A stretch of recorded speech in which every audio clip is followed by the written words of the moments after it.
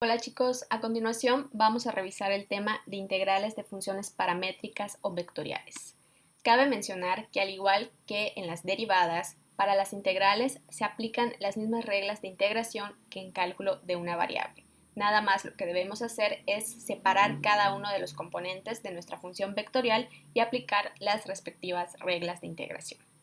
Por ejemplo, si nosotros tenemos esta función vectorial r de t igual a f de ti más g de t j más h de t k, nosotros lo que vamos a hacer para calcular la integral de r de t es calcular por separado cada integral de cada una de los componentes o de las funciones componentes. Si ustedes observan aquí, yo separé pues la primera integral de f de t dt con respecto pues a la letra i.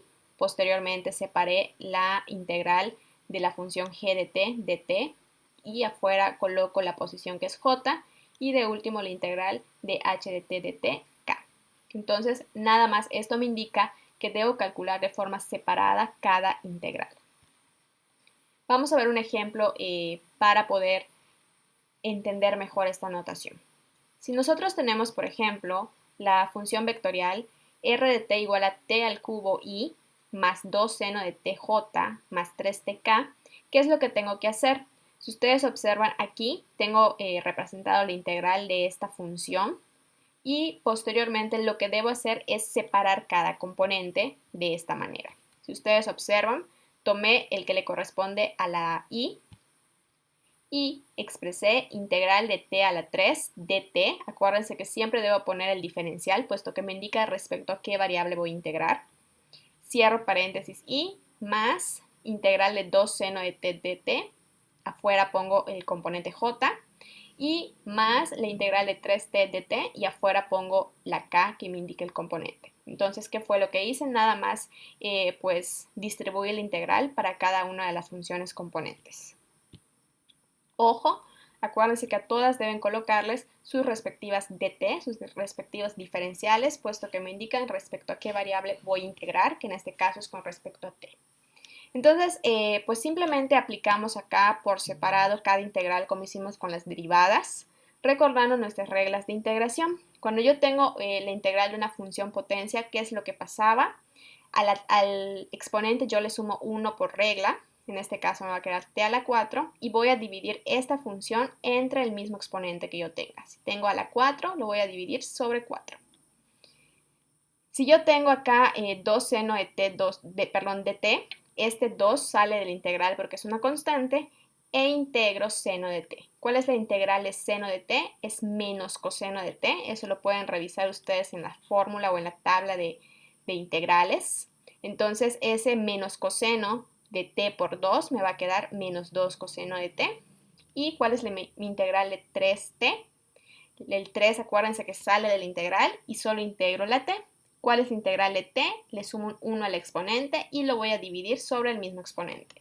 1 más 1 me va a quedar a la 2 y divido t a la 2 sobre su mismo exponente que es 2. Entonces ya calculé aquí mis tres resultados y lo voy a expresar de la forma en que me dieron la función vectorial, que en este caso fue en forma de sumatoria.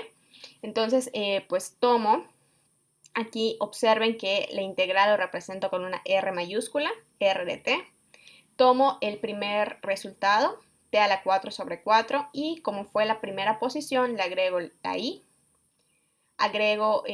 Tomo mi segundo componente, mi segundo resultado que fue menos 2 coseno de t, le agrego la j. Y en mi último resultado, que fue 3t al cuadrado 2, le agrego la k, que es el último componente, más c, puesto que acuérdense que todas las integrales debemos agregarle una constante de integración, siempre y cuando estemos hablando de integrales indefinidas, es decir, sin límites de integración. Y este sería nuestro resultado. Entonces, recapitulando, nada más es de la función vectorial que nos den, separar cada componente y calcular su integral como hicimos en este caso. Y al final expresar ya la integral de la función vectorial en forma pues de sumatoria con sus respectivas letras i, j y k. En este caso, observen que las funciones que integramos pues eran con reglas inmediatas, es decir, esta es una regla de potencia, esta es una función trigonométrica inmediata, esta es una función constante por una potencia, entonces son reglas que aparecen o se calculan de forma inmediata. Obviamente deben checar aquí su formulario de tablas de integración. Aquí está. Aquí, por ejemplo, tienen la integral de una potencia, la integral de una constante, la integral de seno, o sea, de las funciones trigonométricas, etc. Por eso les digo que deben recurrir a este formulario para que vean pues los resultados tanto de integrales como de derivadas. Muy bien, vamos a ver un ejemplo más complicado de integrales donde entra la parte de cambio de variable que de igual forma pues ya deben ustedes dominar. Por ejemplo, aquí tengo la integral de t cuadrada i más 3e a la tj más t cuadrada por e a la t a la 3k.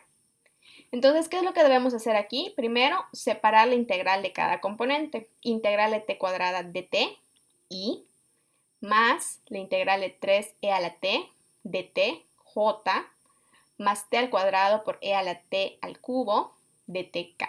Es decir, hasta aquí nada más ya separé la integral para cada una de las funciones componentes. Posteriormente ya tomo lo que se encuentra adentro del paréntesis y es lo que voy a ir integrando. ¿Ok?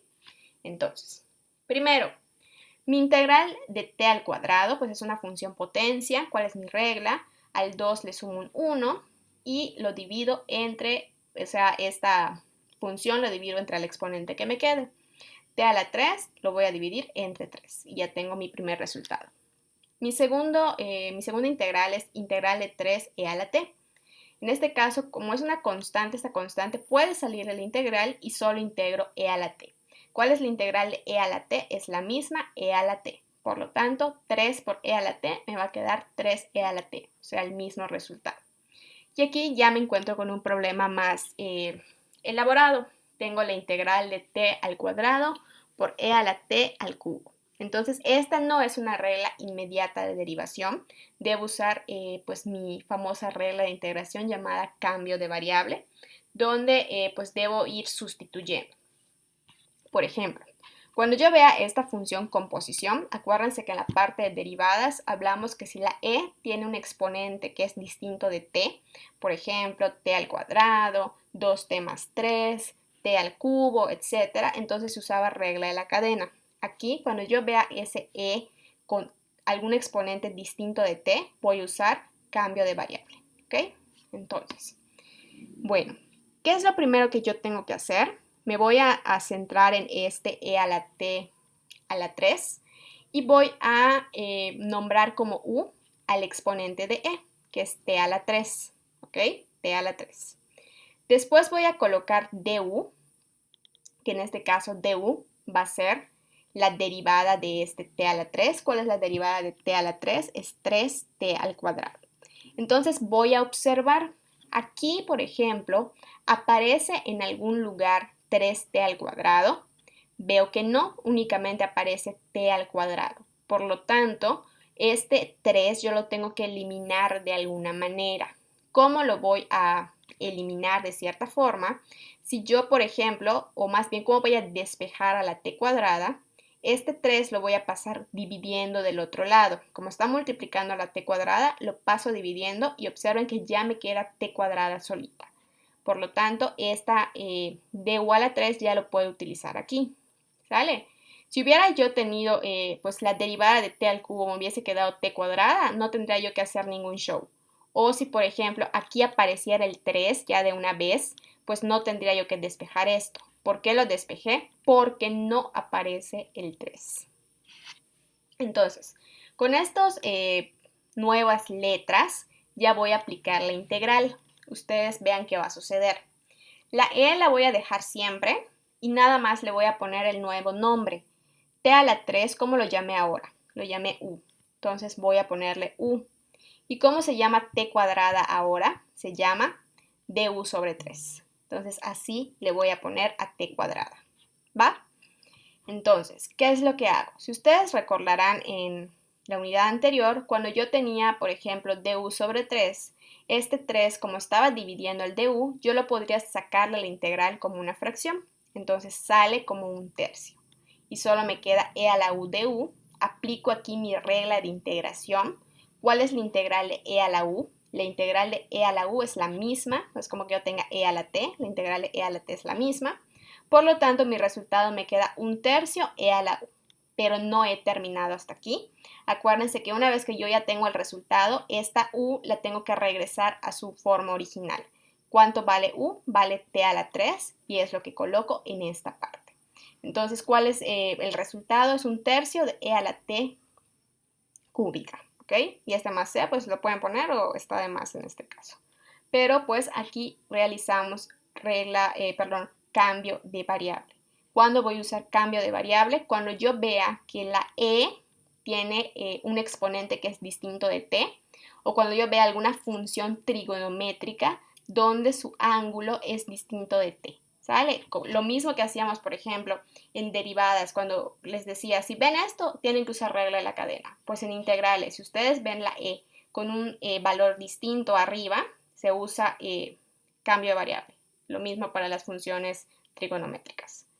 Y también para las funciones, bueno, esto es más bien para derivadas, pero se me pasó comentárselos. También se usa regla de la cadena en logaritmo, cuando por ejemplo en logaritmo adentro encuentro un valor que es distinto de t. Entonces ahí pues hay que hacer un ajustito. Bueno, entonces una vez que yo ya tengo los resultados aquí de mis componentes, nada más los expreso en términos de i, j y k, en este caso. Expreso que la integral es r mayúscula de t y mi primer resultado le agrego la i, a mi segundo resultado le agrego la j y al tercer resultado le agregamos la k más c. Acuérdense que la c es la famosísima constante de integración. De igual forma, cabe destacar que estas integrales que nosotros estuvimos elaborando son integrales indefinidas, no tienen límites de integración. Sin embargo, pues nosotros vimos también en la unidad pasada cómo trabajar con integrales definidas. Acuérdense, cuando tengo una integral definida, cuando tengo, por ejemplo, acá un 0 y acá un 1, ¿qué es lo que tengo que hacer? Primero, como estoy integrando con respecto a qué? Estoy integrando con respecto a t, voy a sustituir en el resultado que me haya quedado. Por ejemplo, aquí, voy a sustituir donde yo vea t, el 1, ¿ok? Menos, voy a sustituir después en la misma función, en los valores de t, el 0. Es cuando tengo integrales definidas, nada más en esa parte cambia, ¿ok? Entonces, para que lo tengan en cuenta. Y pues de esta forma ya tienen su resultado de integral. De esta forma integramos funciones vectoriales. Nada más recapitulando qué es lo que hacemos cuando tenemos pues nuestra función. Nada más es separarla de acuerdo a los componentes. Integral, por ejemplo, de esto y integral de esto y, perdón, j, integral de esto k.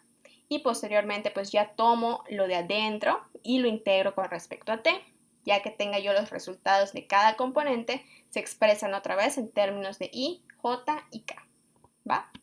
Bueno chicos, espero que haya quedado clara esta explicación. Cualquier duda o pregunta, estoy a la orden.